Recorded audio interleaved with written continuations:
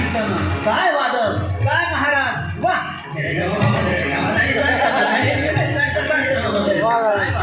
काय कीर्तन, काय महाराज, वा काय सत्ता, काय कीर्तन, काय गायक,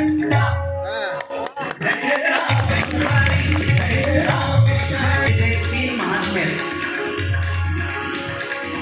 लक्ष्मणगिरी महाराज, गगनगिरी महाराज आणि रामगिरी महाराज, गंगागिरी महाराज यांच्यासाठी एक सुंदर चक्रधार आहे. जोरात जयघोष करायचा सगळ्यांनी.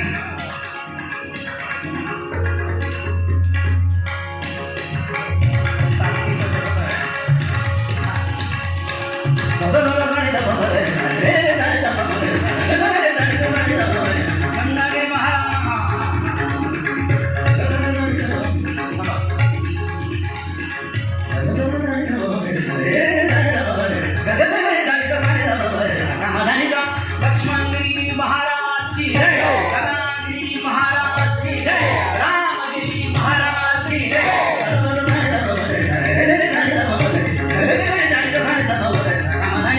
लक्ष्मणगिरी महाराज की जय, गगनगिरी महाराज की जय, रामगिरी महाराज की जय.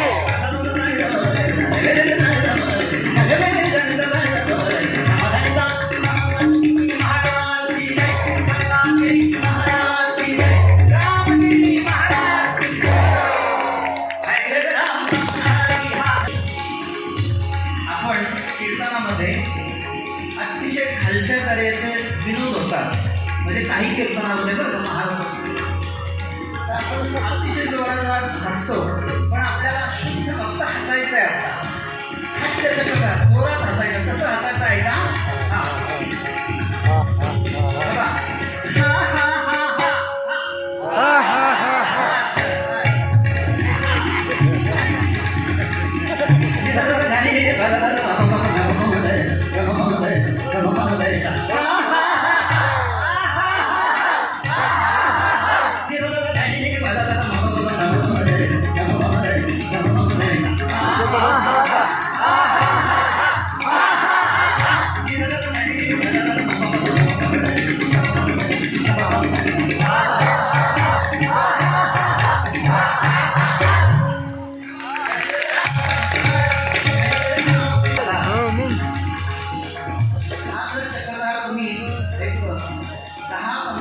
सलग गायला तुमचा योगा पूर्ण होणार. रियाजी दमदार चक्रधार असं म्हणायचं.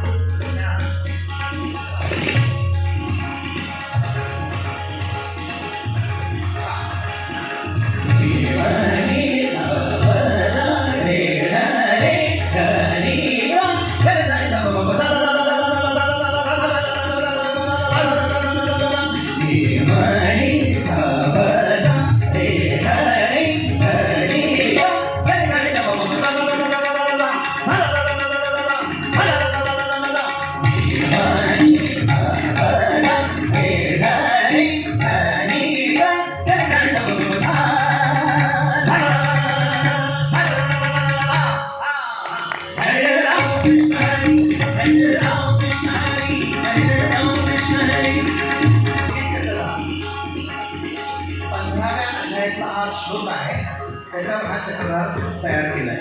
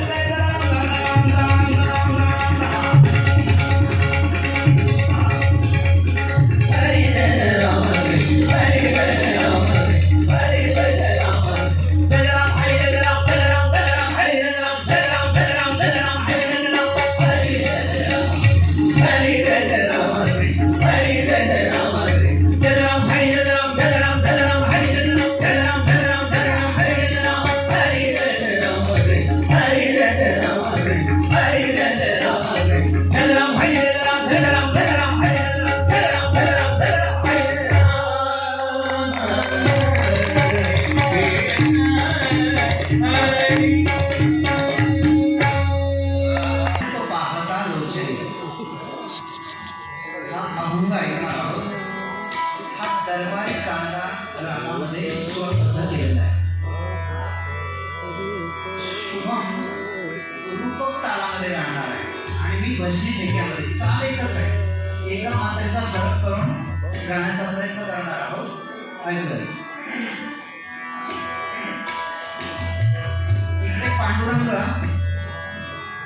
रूपक ताल वाजवतील आणि पठाळे महाराज भजनी ठेक्यामध्ये.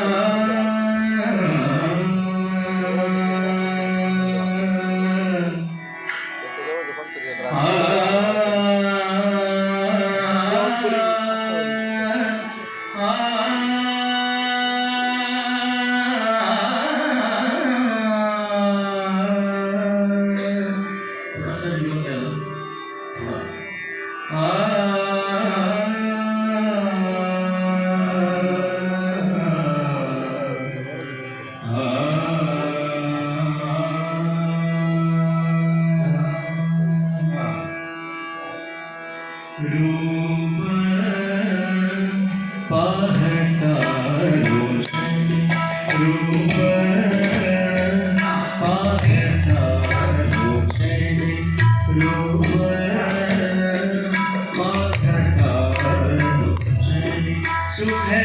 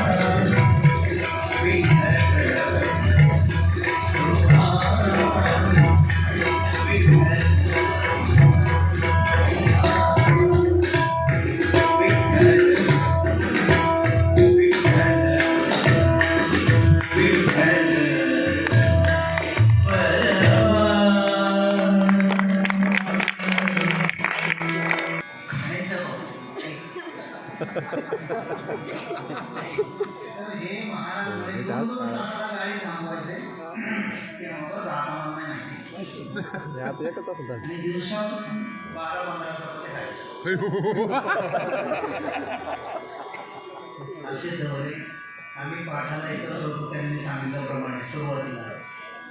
पण नंतर मला काही म्हणजे असं मन रमेना म्हणण्यापेक्षा मला खास एक दिवशी महाराजांनी वैद्यबाबांनी सांगितलं, वैद्यबाबांनी की तुम्ही हे तुम्हाला कीर्तनाचं सांगितलं कोणी म्हणे इथे यायला. तर म्हटलं ते आमच्या वडिलांची इच्छा होती की बाबा हो. तर अहो म्हणे तुम्हाला खूप अतिशय सुंदर आवाज आहे, तुम्ही गाणं शिकायला पाहिजे. मग आम्ही पुन्हा गाठलं आणि त्याच्यानंतर पण संस्थेत गेल्यामुळे ज्या काही सवयी लागल्या किंवा तिथे जे काही गुरुजनांकडून शिकायला मिळालं. महाराष्ट्रामध्ये तेवढीच एक संस्था आहे की तिथं फीस घेतली जाते आणि गुरुजनांना पगार नाही आहे. तर आमचं सगळ्यात मोठं श्रद्धास्थान म्हणजे मारुती महाराज कोरेकर बाबा ते अलीकडच्या काळात काही लोक म्हणतात गुरुजी तुम्ही आमचा पुरस्कार नाही मिळाला, आमचा पुरस्कार नाही मिळाला. खरं म्हणजे ह्या गोष्टी सगळ्यांना जमत नाही. पुरस्कार मिळत नसतात, मिळवावे लागतात. म्हणजे त्याच्यासाठी वेगळ्या आयडिया करावं लागतात, तुम्हाला लोक जमवायला लागतात, तुम्हाला त्यांच्यासमोर झुकायला लागतं. आपलं एकच तत्व आहे, पांडुरंगाच्या समोर झुकायचं. आणि एक दिवस कुरेकर बाबासाहेब एका कार्यक्रमात त्यांनी स्वतःला म्हणाले की आज खंडाळकर महाराजांना अर्ध्याच्या क्षणाला पद्मश्री द्यायला हवी. तर मी म्हटलं सरकार देईल किंवा काय त्याच्याविषयी महाराज बोलले तेव्हा पद्मश्री मिळाली. आणि मी काय म्हणतो, माझं भजन ज्याला खरंच चांगलं कळतं त्यांनी म्हणावं, त्यांनी ते काय द्यायचं ते द्यावं. ज्याला कळतच नाही तर काय करायचं. ही काही माझी भावना आहे. असो, कार्यक्रमाच्या सुरुवातीला आपण रामकृष्ण हे ऐकलं.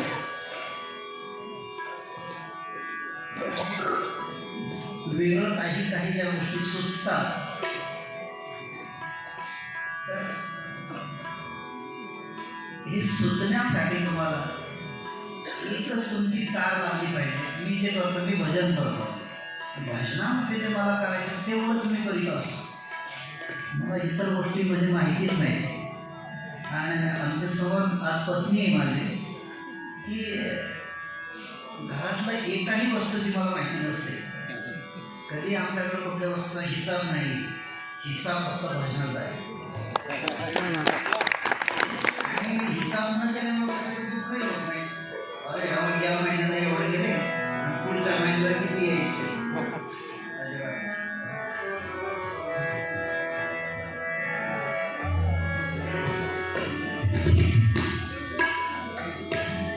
एक सुंदर रचना आहे सेना महाराजांची. समचरण विटेवर पाहता समाधान अंतरी.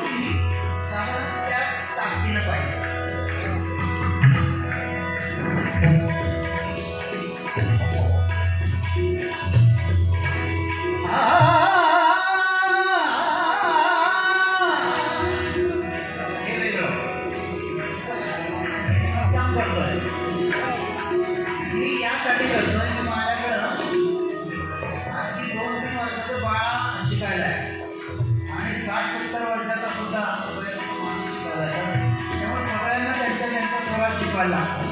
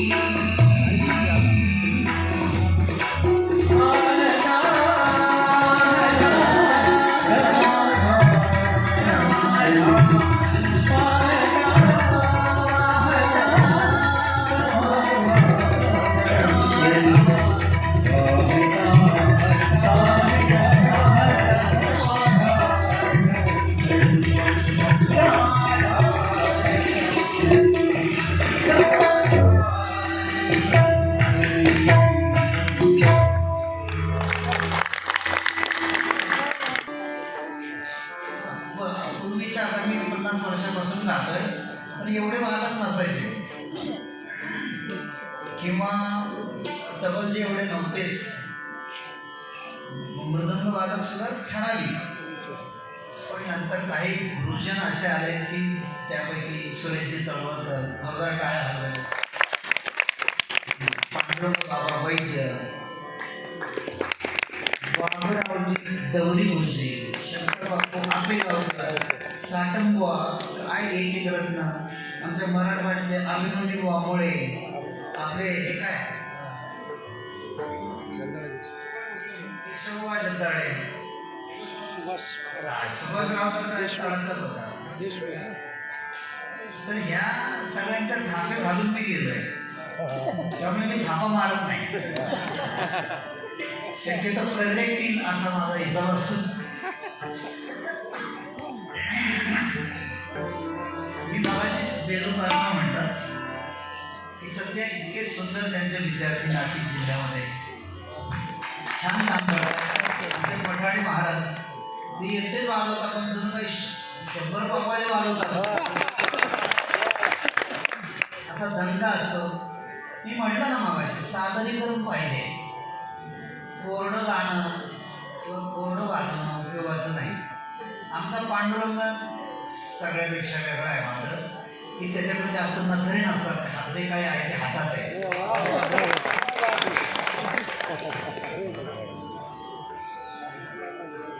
म्हणजे ज्याची पायरी श्रेष्ठ आहे. तसंच माझ्या निष्ठात हे सगळे आमचे विद्यार्थी प्रकाश आहे, शेळके आहे, भगोरे महाराज आहेत, बसलेले ते सगळ्याचे नाव. आमचा धीरज आहे, याला तुम्ही सारेगामा लिटिल चाम मध्ये बघितलेलं आहे, जोरदार टाळ्या होतात.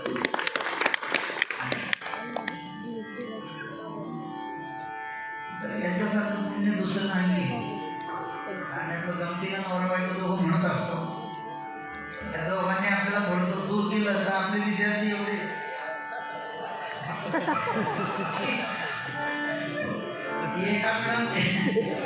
एक दिवस गेलो तरी आपलं आयुष्य.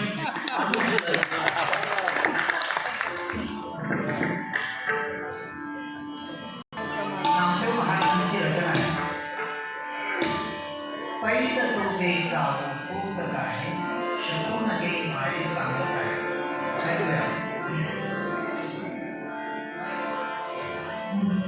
हॅलो.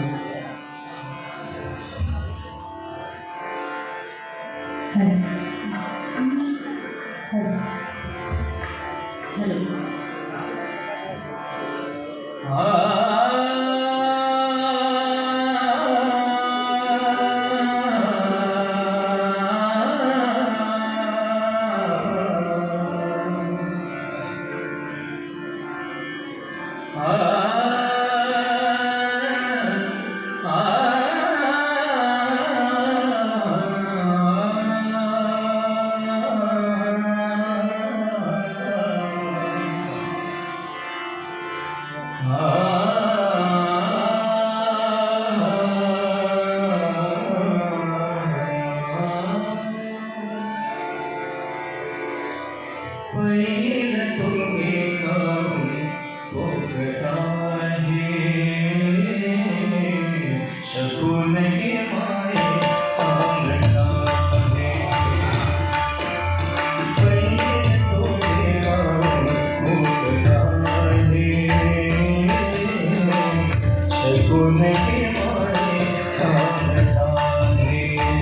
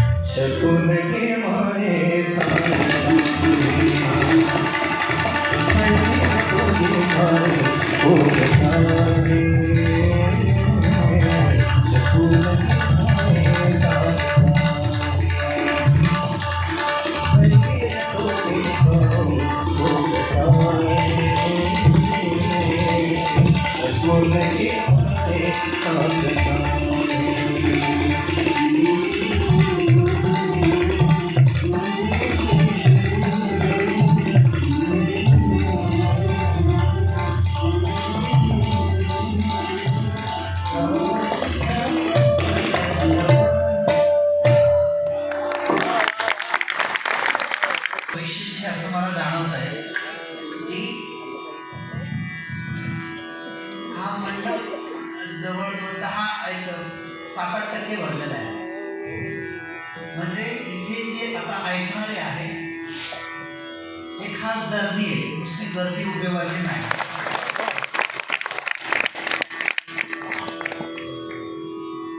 एक श्रोता 1000 श्रोत्यांचा एक श्रोता आहे. नाहीतर बरं का त्याला महाराज की आमची सम असते पहिल्या मात्रेला, पण मान हवं नाही दुसऱ्या मात्रेला आनंद आतिथ्य आहे ना तुमच्याकडे. कार्यक्रमाची रंगत